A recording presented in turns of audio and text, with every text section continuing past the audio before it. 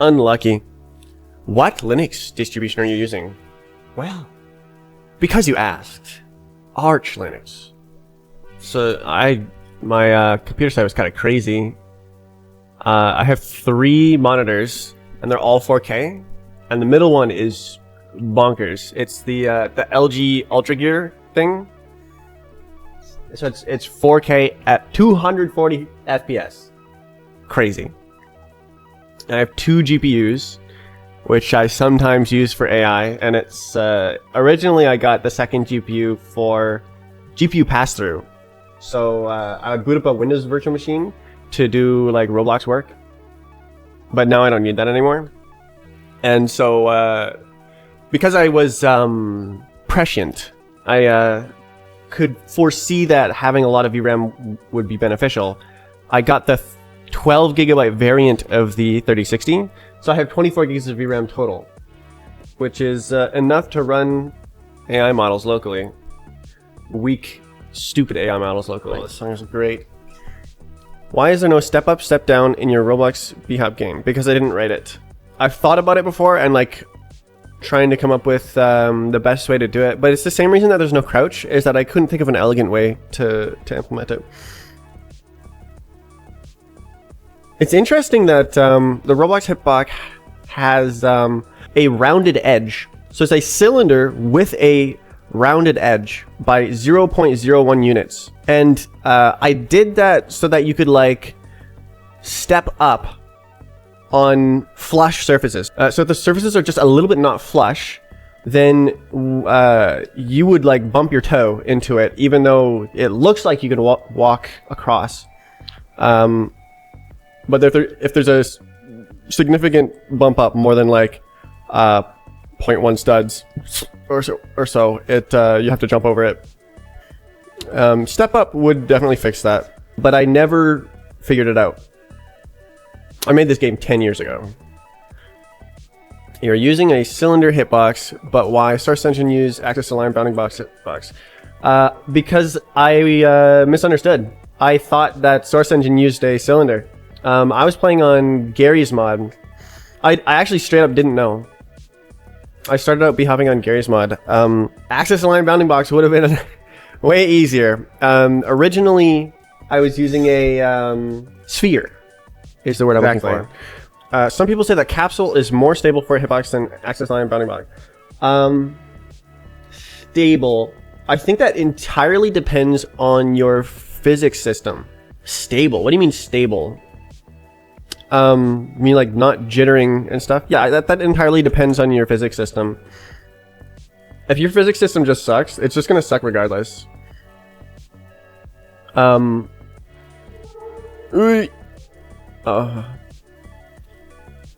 your physics system is great, you could just use anything and it'll work great. Are you using server authority? Yes. Have you had problems with internal edges? When moving along and in close contact with a wall made of multiple adjacent parts, the character bounces at the internal seams. Yes, yes, yes, yes.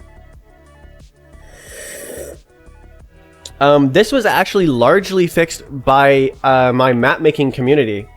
I have a map submission website, and what it does is you can submit a map, or you can go to all the maps in the game, and you can submit a map fix for a specific map, and then that shows up in here, and then it's like fixed ramps, right? And then there's staff that are volunteers that review and accept the map fixes, and essentially they were the ones that fixed that issue of like colliding with internal edges.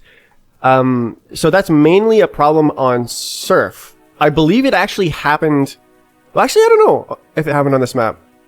I was struggling to get to the map, but I didn't actually consider. So like, practice, fly. Okay.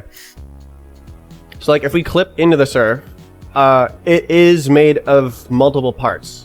That's just how it is on Roblox. You can't have, or I guess 10 years ago when I made the game, you couldn't have objects that were made of a mesh and then have Lua code that can see what the shape of the mesh is. It would just look like a big block to the code, and so you couldn't have like a ramp shape or any shape. You could only use the primitives like a wedge and a part and a few others.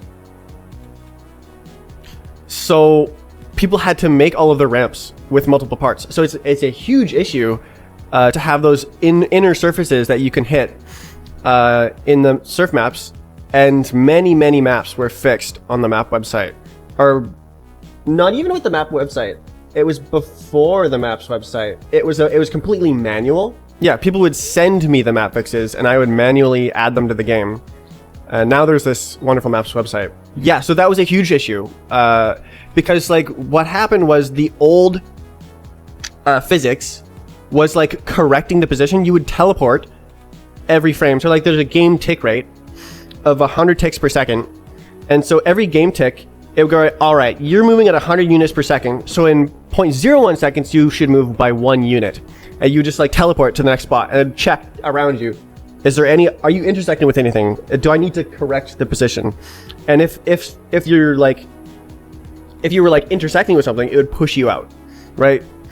So that's how it used to work.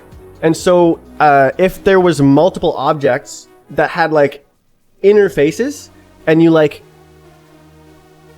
going down the surf, you would kind of like not hit the inside face because it would like sort of just push you out. So it was kind of like forgiving in terms of the physics, but the new physics is about 100 times more precise. The new physics, it's now like 3 years old, and then the strafesclient is 1,000,000 times more precise than that. A bunch of maps that were let's say poorly made. But it's more like the gameplay was forgiving, so you didn't need to reach that level of precision when you're map making. So lots and lots of maps needed to be updated so that instead of just like sitting like this, they extended the ramps so that they would intersect by a lot, so that when you catch the inside, you would hit the top surface rather than you would hit the front edge. And that's very good for strafesclient as well, which may also have those issues. When you're looking at the ramps, essentially if you can see a tiny little bump, you would be able to feel that tiny little bump in the so-called new physics. Yeah, I was very proud of my accomplishments working on that. I'm really happy that I made this game better, the physics better. What algorithms are you using for collisions? GJK, EPA, or something? In your strafesclient, I only see the Minkowski sum. It's an original algorithm. I'm doing parabolic mesh tracing, so GJK is insufficient for that. GJK is nice and fast for linear mesh tracing, but it doesn't work for parabolic mesh tracing. I was going straight for the gold medal. I wanted to make it perfect. How it works is it heavily leans on the Minkowski sum, and all of the algorithms are designed for a single mesh tracing with a point, and the Minkowski sum makes it so that it also works with two meshes. So we can just talk about the algorithm with one mesh. All right, here's the mesh. All right, hold on. Hi, I'm the guy. So how does the strafesclient collision algorithm work? Well, the problem is you have a mesh and a trajectory that's a parabola, and you're trying to test when the parabola intersects with the mesh. So you could just like loop over the faces and like test each one and check which one the parabola intersects with. But you can't do that with a Minkowski sum because you don't know all the faces ahead of time, especially in with rotating objects and like dynamic positions and stuff. It would be slow to generate the entire mesh ahead of time and then only use a little bit of it, right? So instead, what I do is I trace the current closest point across the faces until it intersects with the trajectory. So like you can imagine starting over here, and on this face is the current closest point, and then as you move along the trajectory, it goes, ah yes, we're transitioning to this edge, and then now this edge is the closest point, and then here it transitions to this face, and then so it traces like this, and then it hits. And that's how it works. I call it the face crawler algorithm. You can find that in the code. And that works with the Minkowski sum of two meshes because the Minkowski sum is implemented as a like sort of query of the mesh of like, hey mesh, what edges are around this vertex? And it'll be like, oh, well, there's this edge, and there's this edge. And oh, hey mesh, what faces are there on this edge? It'll say like, oh, well, there's this face and there's this face. It's the same with the Minkowski sum. You just ask, hey Minkowski sum, on this edge, which faces are there? And it has to do like pretty complicated calculations to figure out which edges to use of the mesh and which ones are like sort of occluding the surface. Okay, why don't we explain what the Minkowski sum is? So this, just pretend this is a cube. I haven't solved it yet since I last scrambled it. Essentially, the Minkowski sum is two meshes added together. That's why it's called a sum. And you can imagine it sort of like inflating one mesh by another. So like the Minkowski sum will be like a bubble around this. So imagine the center point of this mesh, and imagine that tracing out a surface on the top here. So it like, if you're like drawing it in with a pencil, it forms a surface on the top, right? And that's the top surface of the Minkowski sum. And then when you trace it over here, that's another surface. When you trace it over here, so it's kind of like a shell around the other mesh. And it also works the other way around, right? You could imagine tracing out the center point of this mesh, and that traces out a different surface. Or it might actually trace out the same surface depending on the shape of the meshes. Like if there's two cubes, then obviously when you trace out one on the other, and then you trace this one on that one, it would actually form the same surface. That's what the Minkowski sum is. And that's now useful because like your mesh now has a bubble shield that's inflated by the size of the other mesh. So if I trace a single line and it hits the bubble shield, that's the same as if I had traced the mesh and the meshes collided. And that's what makes the Minkowski sum so useful. Yeah, so I can design these algorithms for a single mesh, but then they extend trivially to work with multiple meshes. In Roblox Surf, you use a collision system similar to the strafesclient. Similar, yes. Both of them are predicting when you're going to collide, handling it at the predicted time of collision, and then continuing on from there.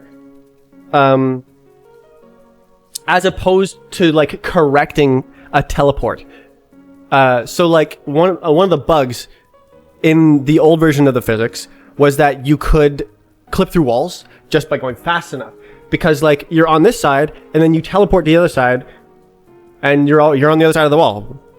But with this version, it's always tracing the path volume. It's impossible to go through a wall at any speed, even if you're going like 1 billion units, which I'm very happy about, because like that's pretty cool. Like shapecasts, yeah. But like I wrote it years before shapecasts were a thing. The game actually could use shapecasts, but I would prefer not to because they aren't as good as my code. And the code is already quite fast.